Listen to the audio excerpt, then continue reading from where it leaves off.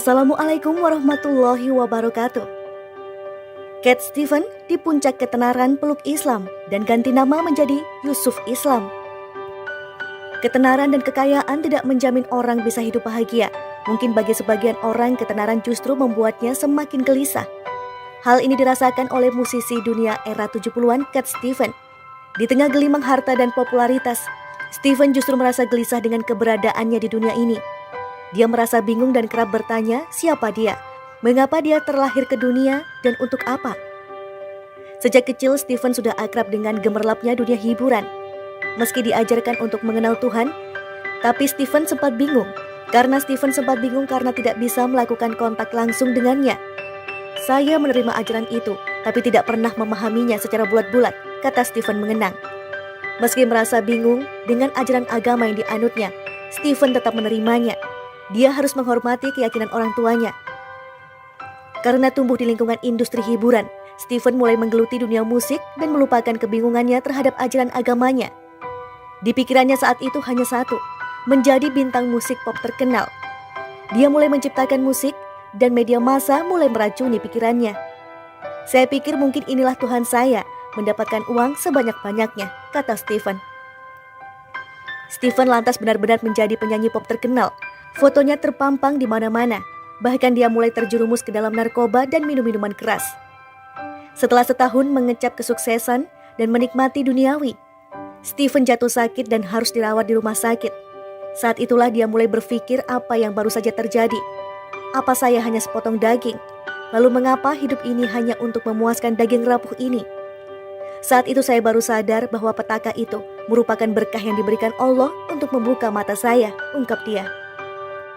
Stevens pun mulai melakukan pencarian spiritual karena saat itu di barat sedang tren mempelajari hal mistis dari timur. Stevens ikut mempelajarinya. Dia mulai sadar tentang kematian, tetapi pertanyaan dalam hatinya masih mengganggunya. Suatu hari, saudara Stevens baru pulang dari Yerusalem dengan membawa salinan Al-Quran. Saudara Stevens itu mengatakan saat di sana dia pergi ke sebuah masjid dan sangat terkesan karena ramai dikunjungi orang, seperti ada denyut kehidupan di dalamnya. Meski dia tidak masuk Islam, dia mengatakan ada sesuatu dalam agama ini, Islam. Dia memberikan Al-Quran itu kepada saya, terang dia. Setelah menerima Al-Quran pemberian saudaranya, Stevens membacanya dengan antusias.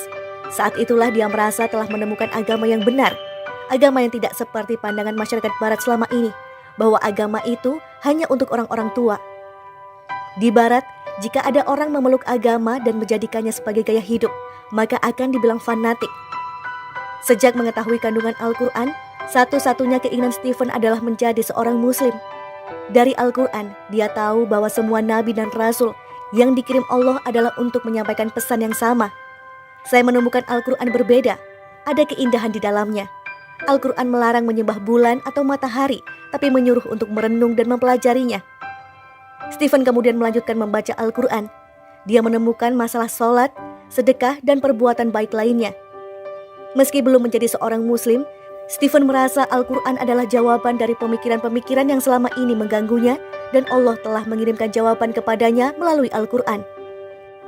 Stevens kemudian menemui seorang muslimah bernama Nafisa dan mengatakan bahwa dia ingin memeluk agama Islam. Nafisa mengajak Stevens ke Masjid New Regent.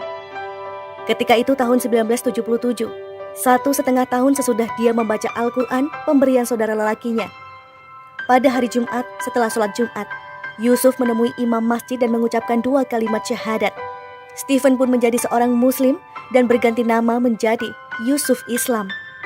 Dia tetap bermusik dan menjadikan lagu-lagunya sebagai media dakwah.